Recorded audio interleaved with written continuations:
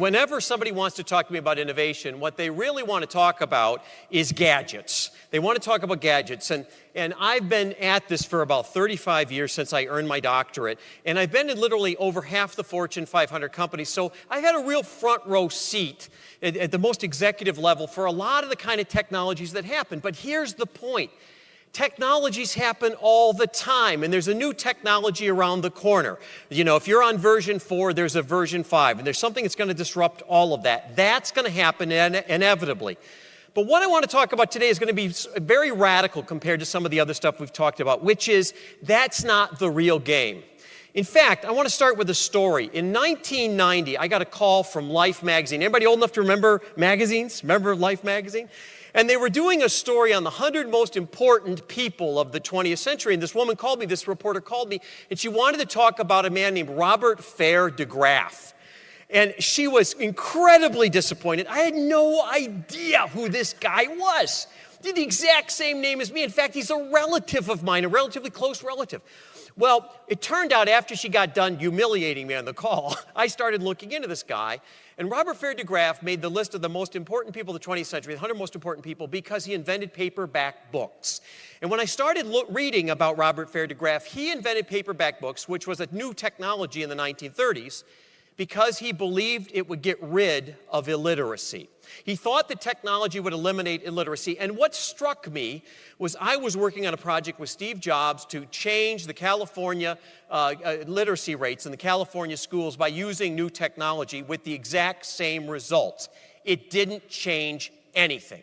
The new tech did not change anything. The gadget didn't change anything. Because innovation seldom changes culture. In fact, it's the other way around. So I've been associated with a lot of wonderful companies and amazing companies. But one of the things that always cracked me up is when the smartphone came out. One of the things that really surprised the engineers when they started looking at the data, they assumed we were going to take pictures of Yellowstone National Park and, you know, beautiful vistas and wonderful lakes. And what did people really take pictures of? Themselves. So we get the second camera. So culture hijacks technology, and I'm going to prove it to you. And culture is far more important than the gadget is going to create. Now, innovation is really not driven by invention. It's really driven by the ability to see things in a new way. And I've loved the speakers today. We've talked about cognitive warfare and the cognitive map and the cognitive landscape. And that's what we're going to talk about, what we actually know about that in my research over the past 35 years to actually look at what pays in terms of innovation. I want to start with this very simple quote from the crazy-haired philosopher Schopenhauer. Every man takes the limits of his own field of vision for the limits of the world. And that's never been more true than today. Think about all of the crap you see on Facebook.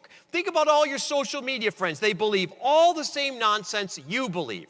And if they believe something different, what do? You unfriend them. The Spanish Inquisition couldn't have thought of this. On a dark night, on a dark road, people who disagree go away. Schopenhauer, it turns out, was right. Now, I want to give you some examples of culture that I think are very relevant. First of all, the gadget people look at Tesla. We've heard all about Tesla up here. A few things about Tesla. Yeah, Tesla's going to change the world. But does anybody know how many cars they sold last year? They sold 55,000 cars. Anybody know how much money they made last year? They lost $600 million last year. Now, that's going to change, but it's not going to change a lot. Now, the automobile industry is going through a great recession right now. We're having trouble selling cars.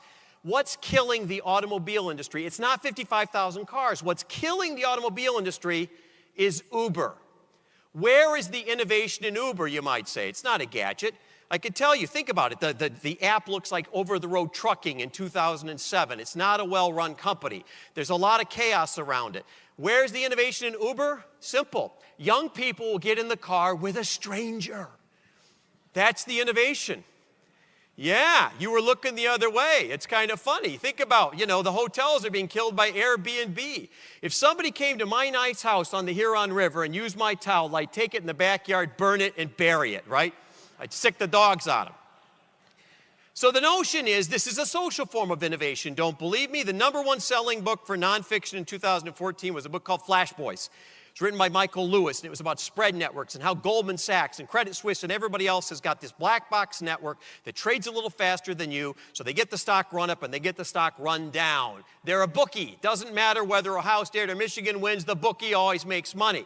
And everyone said the fix is in, the man is going to win. But what happened was cryptocurrencies were emerging, and I started writing about these in 2007, and people thought I was insane. Cryptocurrencies, not the same kind of technology, not the advanced sort of stuff. So everybody talks about this like in a really advanced way. It's nothing compared to spread networks. The technology is not nearly as sophisticated. Anybody know where this stuff started? It started in money laundering for drug dealers. Anybody know where streaming technology comes from? The porn industry. Emojis, terrorist cells. Innovation doesn't start with who's the biggest badass on the block. Think about it this way, right? Who's from a blue-collar neighborhood like I am? A working-class neighborhood. Who throws the first punch in a bar fight? The big guy with a Budweiser jacket or the little guy with crazy eyes? Why does the little guy throw the first punch? Because if they don't throw the first punch, there'll be no second punch. Now, this is funny, isn't it?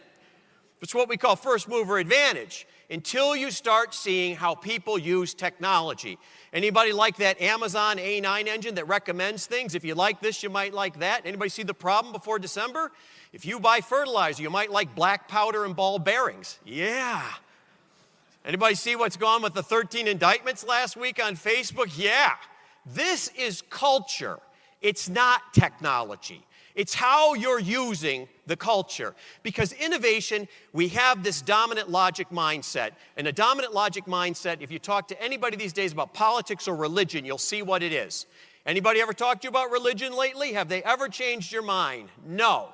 Can they see anything beyond what their beliefs are? No. And that's the problem. Well, we're going to change that today. We're going to look beyond that.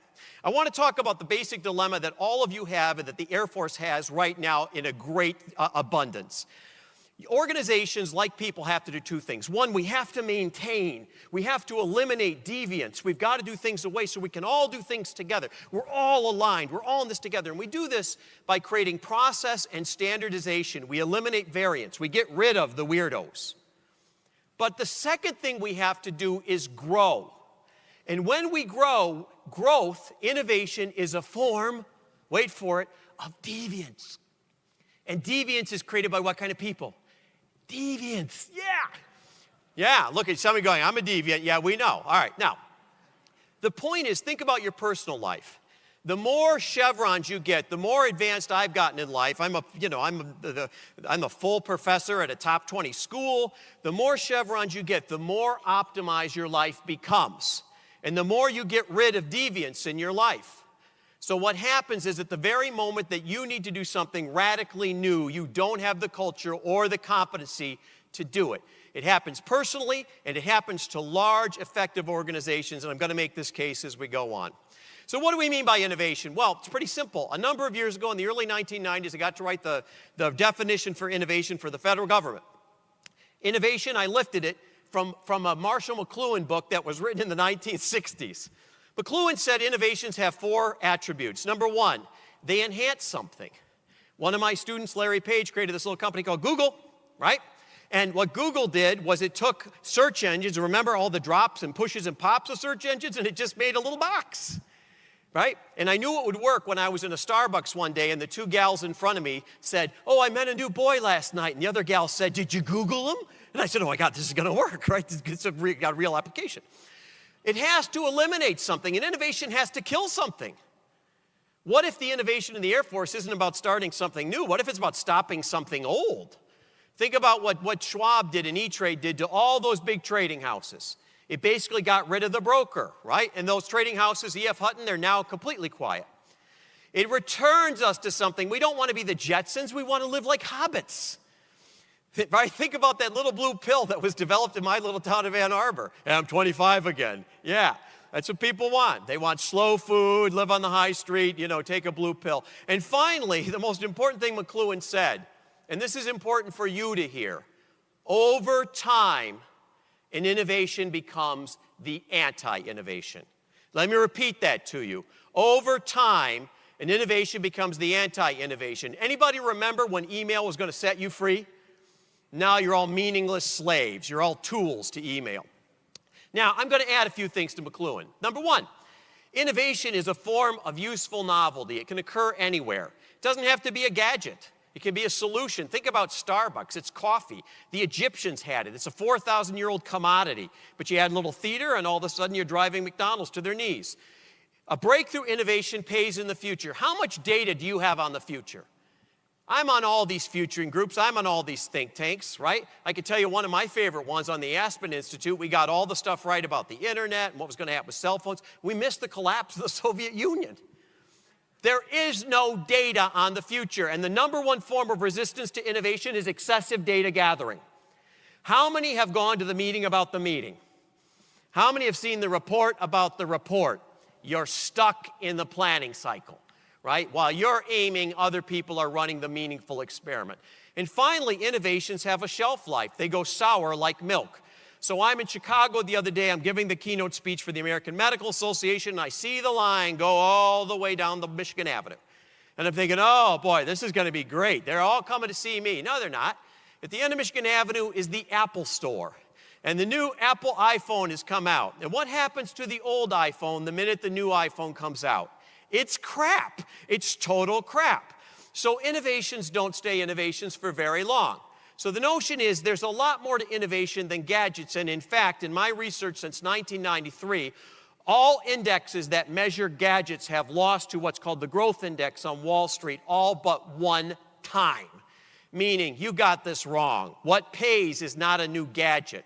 It's what you do with the new gadget. It's the culture that creates the new gadget. So it turns out innovative organizations have very little in common.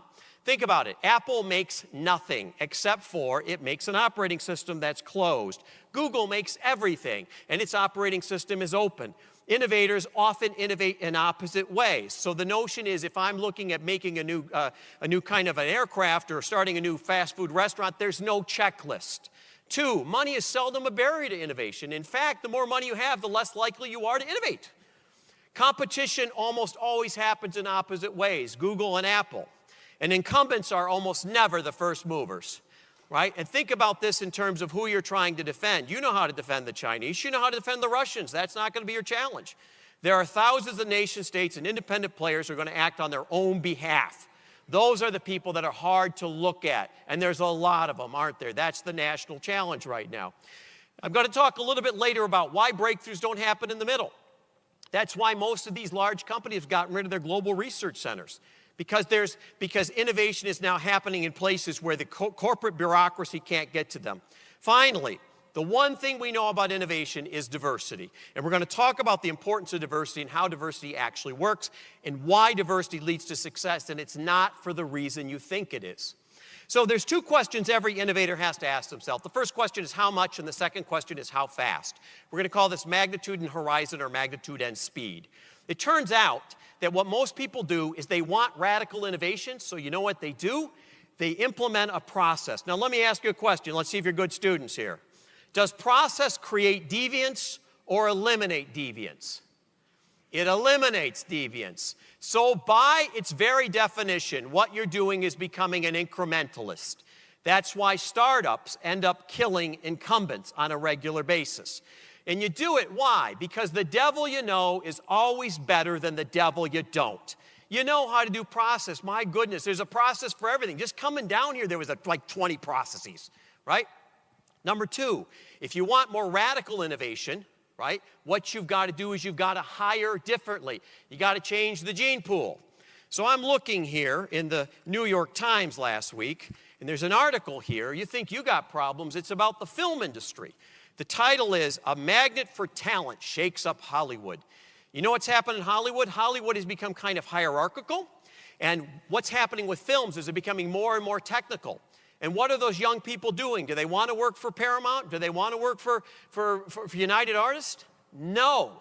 They're leaving, and what's happening is now we have several film studios that are in serious trouble because they cannot attract the talent that they're looking for because they lack the culture that these young people want. You can say whatever you want about it, but the notion is if it's a talent game, you got to go get the talent. Finally, breakthrough innovation, changing culture. How long does it take to change a culture? I was talking to a senior intelligence official a little while back, And he said the best thing that ever happened to them is that they thought their agency was way in front of everyone else until they had a little shooting in San Bernardino and they couldn't crack the phone of the largest consumer electronic product in the 21st century.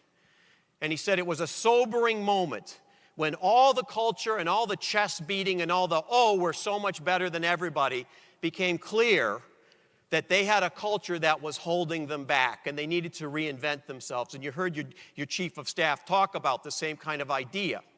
So how do we get through this?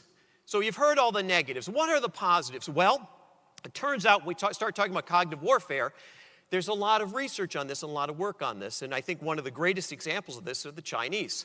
The Chinese have this idea at the basis of almost all their thinking of the Tao. And the Tao basically says the world is at conflict. The yin and the yang. There are things that push against each other, and those are the things that produce the hybrids of the world.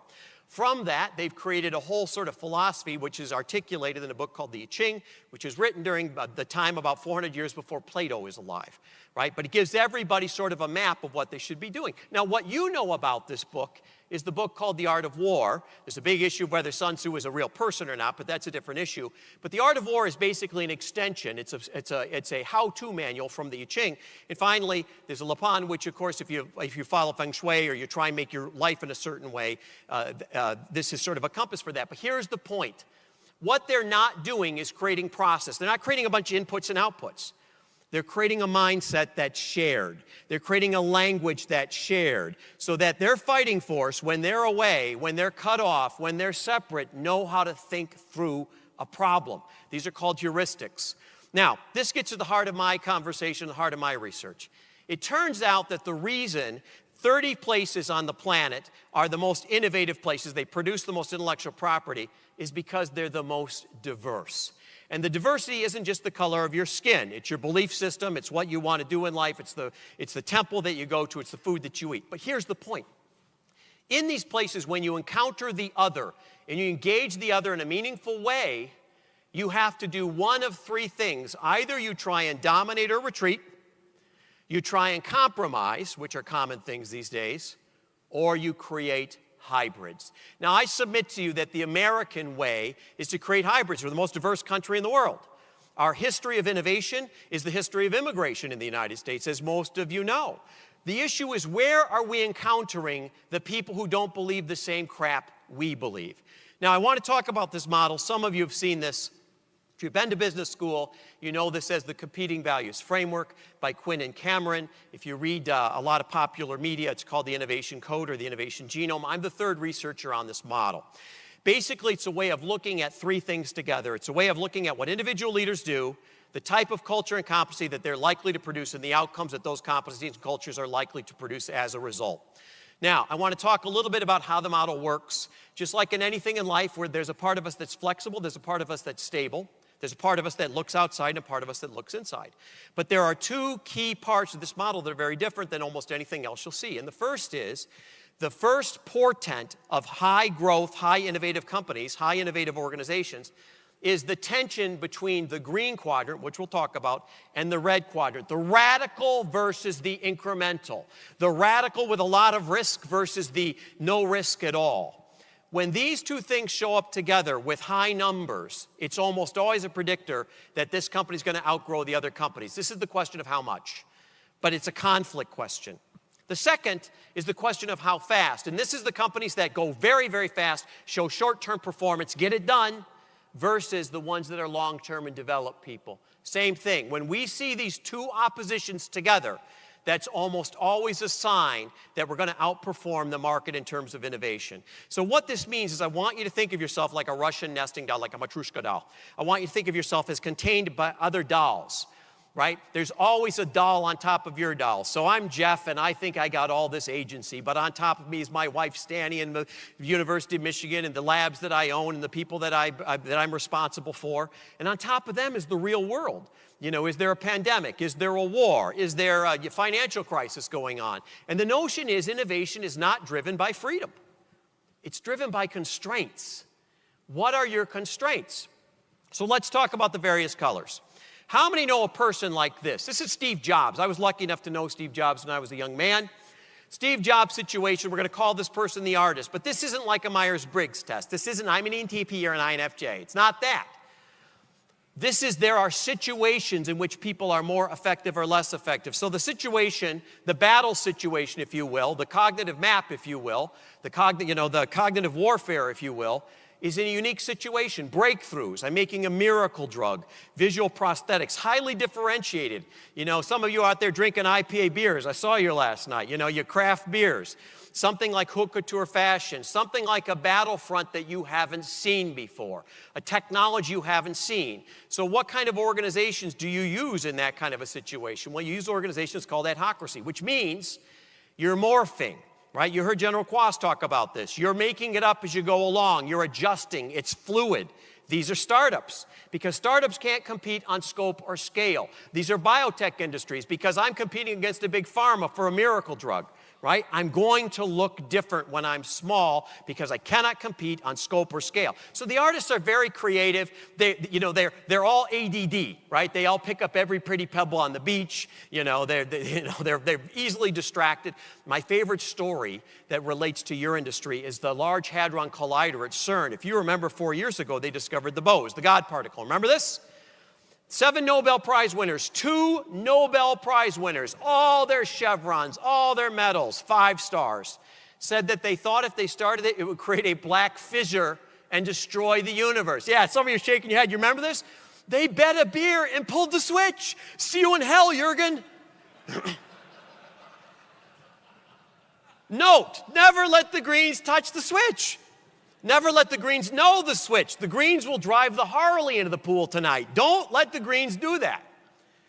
Because the Greens are all about trying things new. So the Greens are all about doing things new. They're all about trying to see the future first. They're all about testing boundaries because what Greens want is they want freedom. Now, the opposite of Greens, those people who are maintainers, those people who make sure that the Air Force does things right, you're going to have to deal with the Greens in the green way, which means they're always going to be late to your meetings. They're never going to solve the problem. They think your problem is too small. They're going to make it way bigger. They're going to say that's small picture thinking, and they're going to make it way bigger. If you want to have a meeting with the Greens, don't show them a report. Bring a fifth of Jack Daniels and a box of crayons. You're going to do some coloring, right? These are these guys. Now, the opposite are the control people, predictable. Now, we know they came in here on time, quietly singing hi-ho, hi-ho, right? These are those guys. They love scale. They love to get to scale. They love to talk about scale. I'm at scale. I got big iron. I got big data. I got 200 aircraft. What do you got, right? These are these guys, right? They're very cautious. They don't want to screw anything up. Now, 3 things you'll always find in these kind of organizations, in these kinds of situations. Number 1, failure is not an option. In a lot of your work, failure is not an option. Number 2, it's almost always a complex industry. We had General Electric up here. Think about and Boeing. Think about the new airplanes they're coming up with, like 2 or 3 million moving parts. A lot of complexity. So you got to have these kind of people. And finally, I want you to think about it's almost always a turnover business. Think about McDonald's. You go to McDonald's, order a cheeseburger, and some illiterate person presses a cheeseburger button. And simultaneously, somebody shoots a cow in Argentina. Bang! And everything in between happens. Smithers, come here. These are these guys. All about hierarchy, and hierarchy is important because it creates efficiency and quality. We're going to call this the aft position of innovation. And the engineers are the guys who do this, all about security and productivity, right? They're the opposite of our artists. So when we start looking at engineers, we're going to find people who have expertise, somebody who has all their credentials, their certifications, somebody's got the right history. We're going to find them in the military. We're going to find them in medicine. We're going to find them where there's a right way and a wrong way to do things. And how the artists, how the forward position can engage the aft position, actually read the document.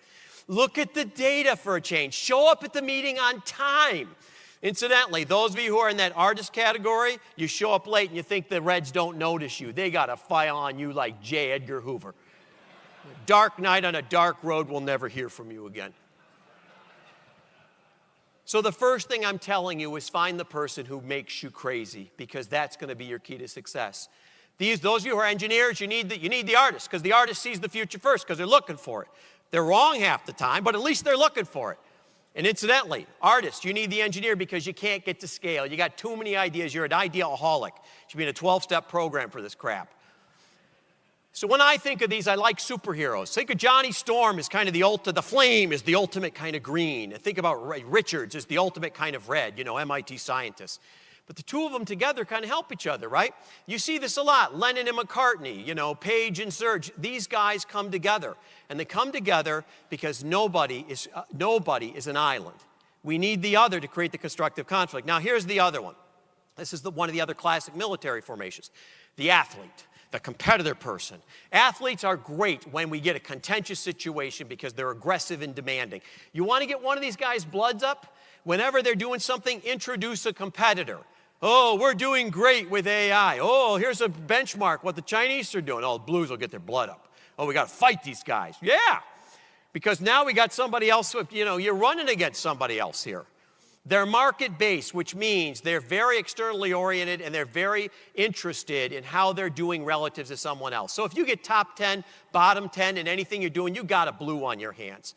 And they're all about vitality and prosperity. They like to get better every day in every way. They love to look at ratings. I'm in first place, you're in second place. I came to college as a wrestler. This is a very boomer kind of a thing. I'm an old boomer. That's how I got to college. And when I went to college, one person got the gold medal, and the rest of you were losers, pathetic losers. You got to shrink or you learn to drink.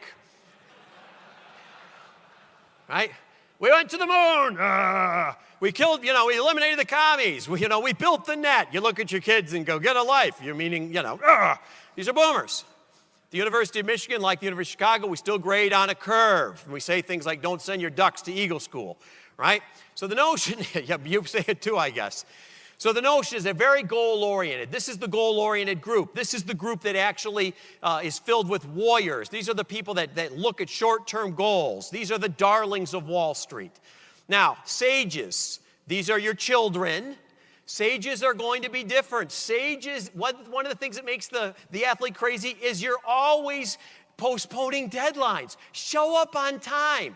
Don't talk about us. Fall on your sword. Right? What we used to say in the old days, man up, or person up, I guess you say these days. The notion is make quick decisions. So let it be written, so let it be done. You ever been in the blue meeting? Right? It's a 5-minute meeting, right? And it's like a drive-by shooting. Bang, bang, bang. PowerPoint slides everywhere because they can't speak in complete sentences yet. Decisions have been made. Things have been deployed, right? Veins popping alarmingly out of their heads, right? They're pit bulls on 2 legs. These are what these guys are. Now, these are your children. And Americans, these are the Chinese. 30-some years back and forth to China. There's 50-some words in Mandarin for which uncle are you? Are you the crazy uncle we avoid? Are you the rich uncle we suck up to? Who are you in the clan? Right? The notion is this is the relationship quadrant. Now, these are your kids, and you laugh about your kids. 3 things about your kids. And you can judge however you want. But these are the people you want. These are the people who are going to write the code, make the technology. This is the next generation. 3 things about your kids that you should know. Number 1, starting in 2014, over half of all births to women under the age of 30 are outside of marriage.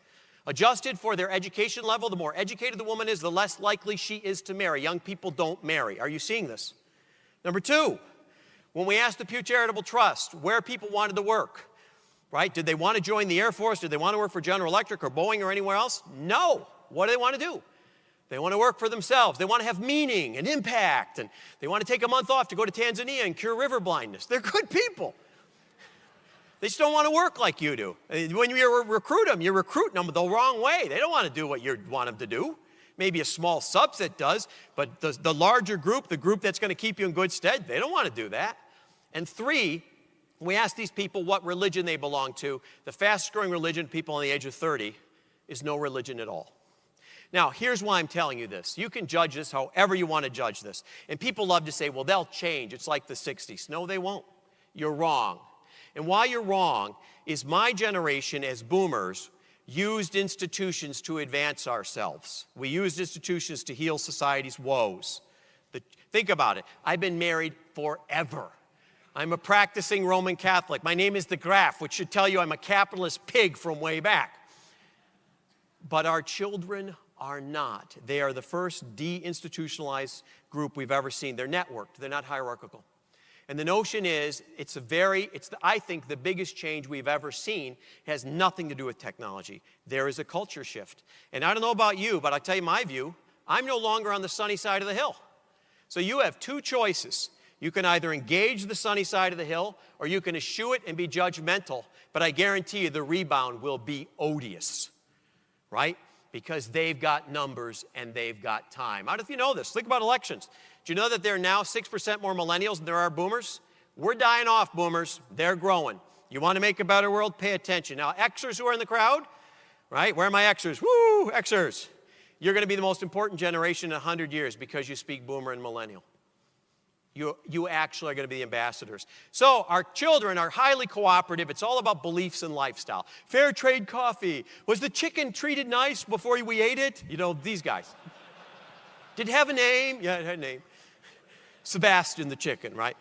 And they're clan organizations. We've never seen anything like this. They're networks. They're not even real organizations. They're federations. They're groups of people that get together that like have 2 or 3 people, and they're very fluid, and they come in and out. And we laugh at them, but these are the groups that become the big tech companies you guys are talking about. And the reason I know that is I was there. Finally, they're all about capability and community. They're held together by values. They're not held together by goals. They're held together by values. They really believe in values. Now, I want to point something out to the Air Force here. You believe in values too.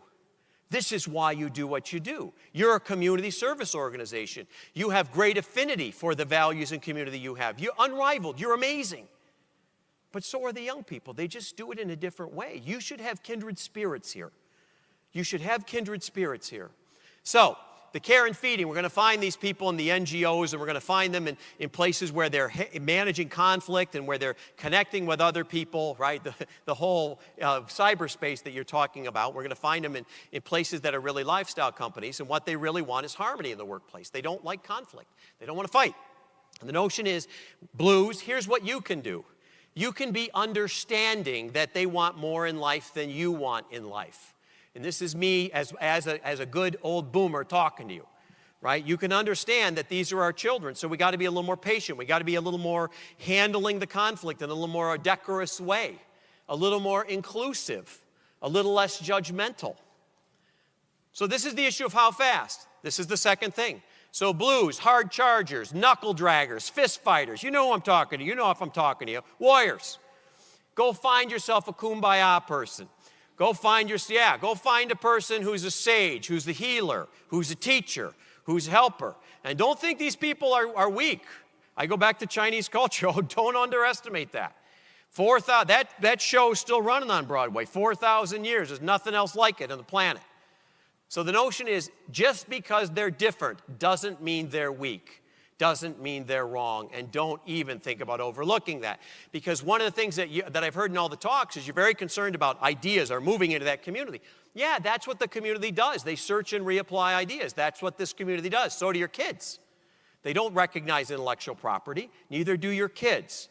Do you see what I'm getting at here? Now, this is Sue Storm and the Thing. The Thing just hits things and tries to crack them. And Sue Storm has great, she's the ability to have force fields and protect people and read your mind and all that kind of good stuff. Actually, I like Sue Storm better. I think she's kind of the modern, she's the next version. Now, how many have been married more than 10 years? Let's see some hands. More than 10 years. Okay. How's that little change going? You can't even find the sock drawer still, right? She's still working on you. She still complains. She goes to Sunday services and complains about you. Now, the point I'm trying to make is every upside has a downside. So the downside of the greens is they're incredibly unrealistic. They're always coming up with crap that's never even possible. The downside with reds is they always think they know the right answer. This is the right answer, soldier, right? The downside of the blues, they always take over. They're aggressive, boorish, and rude. The downside of yellows is they're all the optimistic people. You can do it! And the blues are thinking, no, you can't. You suck. Sit down, right? The point is you can't change the behavior. Anybody who's been married more than 10 years know that. Number 1 year for divorce is what year? It's year 1. People always say year 7. No, it's year 1 by far. What do you learn in year 1? He's not going to change. He's going to keep doing this. Yeah, that's what you're going to learn. Can you, in fact, engage the loyal opposition in this thing? Now, if you really want to know what people are, look at what they do under stress. Look at what they do when they're duressed. Do they talk to all their friends? Well, that's a sage. Do they shorten the field and focus on sort of 4 things? Well, that's an athlete. Do they try and create a whole bunch of data points in a process? Well, that's an engineer. Do they fantasize and wiggle out of all kinds of stuff, right? The weaselly greens. Yeah, then you're green. Then you're an artist. The same is true for countries. Now, every person in every country has all 4 quadrants. We're sort of learning the alphabet here. But we have tendencies. So we talked about this. American culture. How did we become America? We've been talking about history here. Is American history really nice? Did we come and play nice with everyone? No. There's only 3 reasons you came here. You came here to chase Gold Mountain. You came here to escape the Tsar. Or you came here in chains. And then we had lots of combat and pushing and shoving, and it was really nasty. Is that fair? And when I was an advisor to the Federal Reserve Bank, and when the Federal Reserve in 2007 issued a warning and the market collapsed in September 27th of 2007, between September 27th and January 1, we laid off 6 million people. Bang, bang, bang.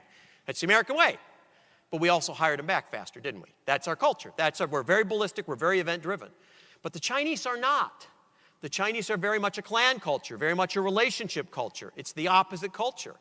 Japanese culture, of course they can make great cars because they've had Hari design for 3,000 years. Quality has always been part of the ethos of the Japanese culture. My last name is DeGraff, the Dutch. The Dutch have always been innovators. Why? Because we're a piddly-ass country. We're small. We got to go places and do deals because we can't compete on scope or scale. So you're seeing this also in the national ethos. So what is exactly that we need to do? Well, the first thing you need to do is you need to assemble a diverse group. How many of you are missing one of these groups here? Because these are essential to create the conflict. If you have no conflict in your group, I guarantee you, you have incremental innovation. You're optimizing. Where's the conflict? And the conflict is not negative. I'm not talking about disrespect. That's not what I'm talking about. We respect people. We talk to people with fond regard. These are our colleagues. These are our life mates. We care about people. But conflict that's constructive. So what I'm telling you is no safe spaces, no trigger words. We have the conversation. It's the American way. But we have it respectfully to get to the next place. How many would like to have that right now in Washington? Wouldn't it be great if the whole healthcare debate, it should be all privatized or it should be all public? Aren't there a million places in the middle of that? Isn't that where innovation resides? Instead of spending another $1 trillion on this, can you imagine what we'd create? But we're not doing that now because we're not engaging the other, because we're not looking for the other. You stay in your social media pods that you've got, you'll never find the other. Your life will be more comfortable, and you will never do anything worth anything when it comes to growing. You're maintaining your life. That's all you're doing. So first, put your Fantastic Four together. Number 2, engage them. Be deeply interested. I love millennials. I love the yellows. They make me crazy. I got these labs. They're filled with yellows. They come in late. They go home early. They're all on their phone when I'm talking, all this crap. But I have to engage them. And I listen to them because they have something I don't have. Because they're going to help do something that I can't do. So the first thing I need you to understand is surround yourself with people who aren't like you. I need you to understand that you have a portfolio life. You can't manage everything the same way. Right? I think about my life. My life is like your life. It's no different. Part of my life, I'm a professor at one of the top research universities in the world. I have to wear a pointy hat. I have to look at how you've done your research. I have to look at, did everything go right? And I have to act really important, like I'm really smart. Part of my life, I got all these consultants, and they fly around the world, and they have to make money. And part of my life, I have doctoral students who are brilliant, and they're all at the top schools now. But they need a lot of time. They want to talk about, Jeff, can you have coffee and get off the road? And they want to talk about, I want to be at, Harvard next year, whatever it is. And part of my life, I'm in my lab, and maybe the CIA knows what I'm doing, but it's my Dr. Frankenstein time, right? It's my doing weird crap time. What would happen if I treated my doctoral students like I treat my consultants? They'd be dumb as a bucket of hair.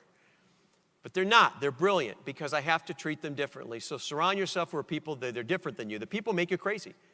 Do you have a person who makes you crazy that actually is highly effective and gets you to the next place? 2, your portfolio life. But 3, the most important one, how you innovate is what you innovate.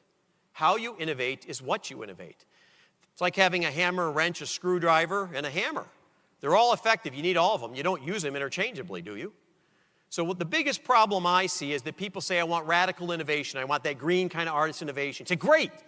So what we're going to do is change the gene pool, speculate markets, run a lot of experiments, diversify our pipeline. No, I'm going to run a highly optimized process. Everyone's going to be certified in the process. It's going to be 12-step process. Everyone's going to do the process. It's going to be called the Air Force Way. And I'm going to get radical innovation. You know the truth of it, don't you? No, you're not. You're going to get incremental innovation. It's going to be quality and it's going to be effective, and that's virtuous, true, and good, but you are going to accidentally do what? You're going to accidentally strangle your forward position.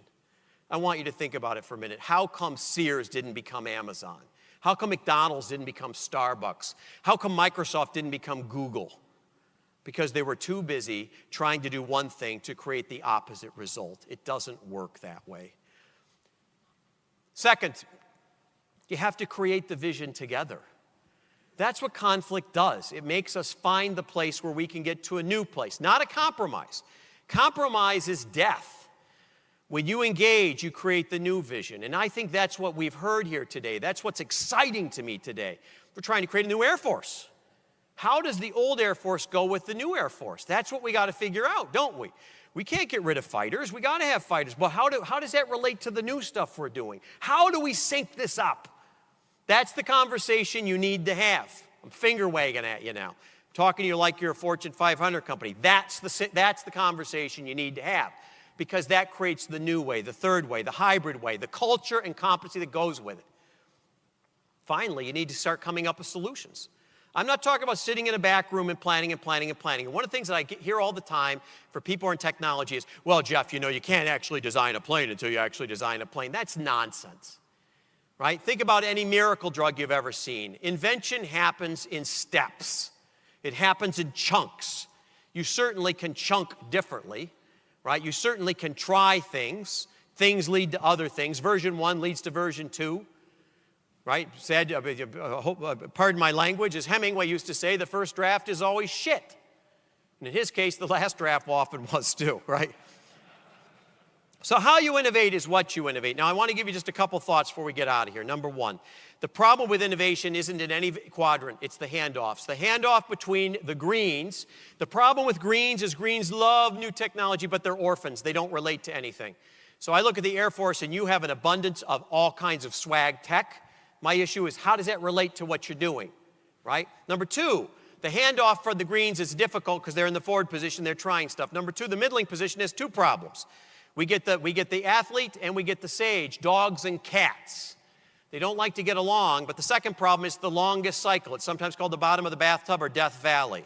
How many have been on a project that lost its momentum?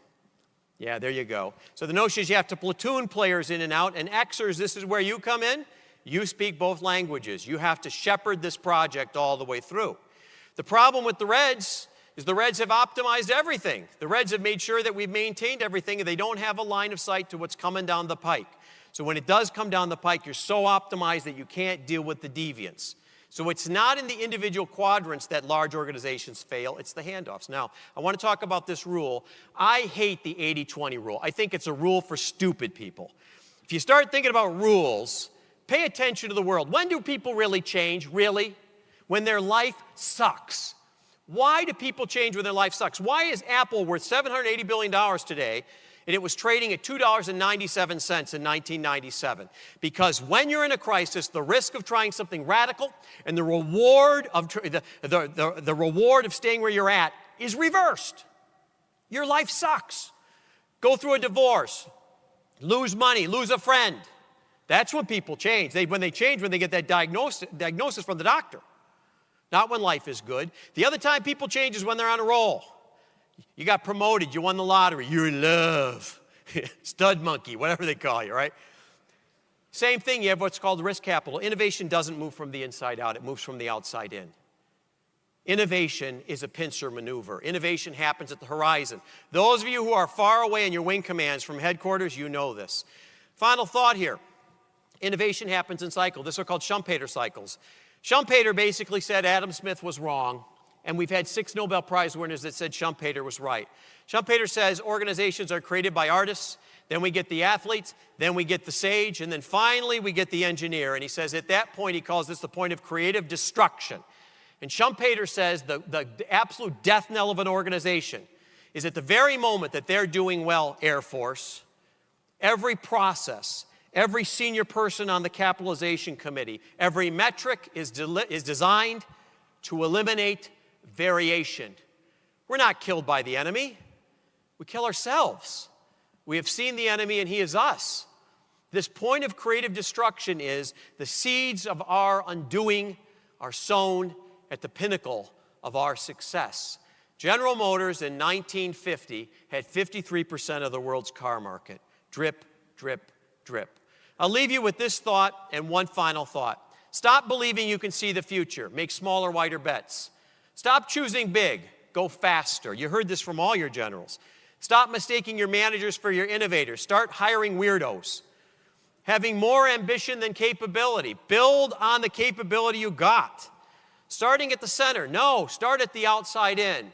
Listening to the wrong people. Listening to the people who are going to move first. They're not your rivals. The people who are going to move first are the startups. You're going to be the last people leaving a burning building. And finally, failing to connect the dots. You have to connect the dots. I want to leave you with the DeGraff hypothesis. This is probably what they'll put on my tombstone. Of all the stuff I've written, this is what people remember. The amount of innovation an organization produces is inversely related to the number of stupid PowerPoint slides, ridiculous elaborate process diagrams it makes about innovation. Just do it.